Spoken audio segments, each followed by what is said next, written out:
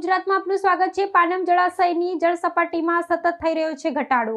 ઉપરવાસમાંથી પાણીની આવક બંધ થતા જળાશયનું જળ સ્તર ઘટ્યું। 5 જુલાઈએ 122.90 મીટર રહેલી સપાટી ઘટી 122.70 મીટર પર પહોંચી। વરસાદ ખેંચાતા ધરતીપુત્રો અને ખેડૂતોમાં ચિંતાનો માહોલ। ખેડૂતોની પાણીની ઉગ્ર માંગને પગલે તંત્ર આવ્યું એક્શન મોડમાં। પાનમ સિંચાઈ વિભાગ દ્વારા પાનમ કેનાલમાં છોડાયું 750 ક્યુસેક પાણી। પંચમહાલ, મહીસાગર અને વડોદરા જિલ્લાના મળીને 100થી વધુ ગામોના ખેડૂતોને મળી રહ્યું છે પાનમ સિંચાઈ કેનાલનું પાણી। કેનાલમાં પાણી છોડાતા ખેડૂતોને મળશે મોટી રાહત, પાકને બચાવી શકાશે।